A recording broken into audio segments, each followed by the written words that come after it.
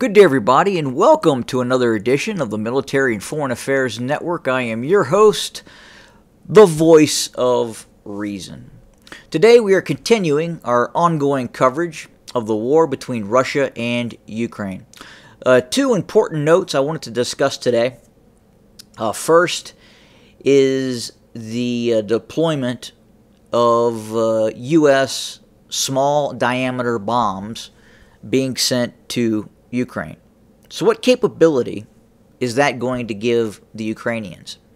And how do these systems work? Well, generally speaking, the small diameter bomb is a GPS-guided glide bomb that is launched from aircraft. In Ukrainian hands, it is going to be used as a ground launch system. Basically, in layman's terms, you put a rocket canister on the glide bomb and you launch it from a HIMARS, and that essentially can give it a range of up to 90 miles, 90 to 100 miles, depending on where the launcher is being fired from and what kind of altitude the small diameter bomb has. But again, these are ground launch systems. We don't anticipate the Ukrainians will be using these systems from strike aircraft. While possible, in all likelihood, these are going to be fired from HIMARS. Again, they're going to give the HIMARS system more extended range because it is a glide type of system. So it'll be interesting to see when these weapon systems will be deployed, if they are not already being deployed, how many of these systems will be handed over to the Ukrainians. The small diameter bomb is a key component of the U.S. warfighting capability. It is a very effective system that has the ability to hit not just stationary targets, but in use with the United States, has the ability to hit targets on the move as well.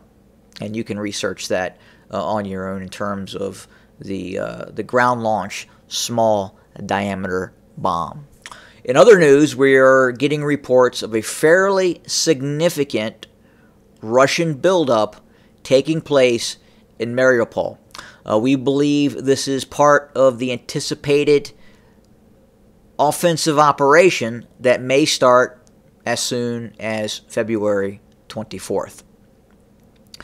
So what forces are we hearing moving into Mariupol? Now, while we don't have exact unit designations, we do have estimates in terms of the force construct that is being assembled just in and around Mariupol.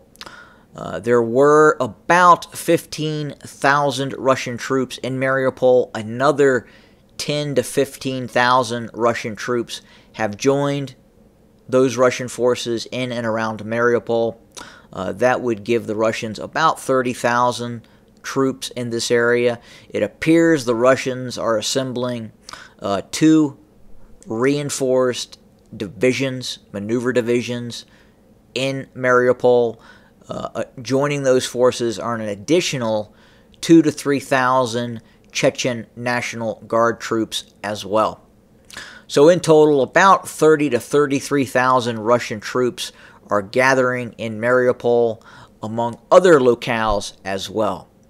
We believe the main use of these forces, again, is probably going to be directed within the vicinity of Zaporizhia or east of Zaporizhia, again, driving up south to north along the Dnieper River. These forces could also be utilized in attacking near Vuhledar and attacking to the west of Donetsk, this area here. So again, a very sizable number of Russian troops are being deployed in Mariupol. Other areas as well. Mariupol is not the only area where Russian forces are reinforcing its capabilities. We are really seeing it in a multitude of areas. We also continue to see tens of thousands, if not hundreds of thousands, of Russian troops in various training areas inside the Russian Federation that will at some point be joining the rest of these Russian forces in preparation for major offensive operations against Ukraine. Now, again, as I've talked about before, I anticipate that we will see some sort of offensive operation, possibly late February, early March, but the main attack, the main offensive operation by the Russian Federation, I contend will occur in late summer,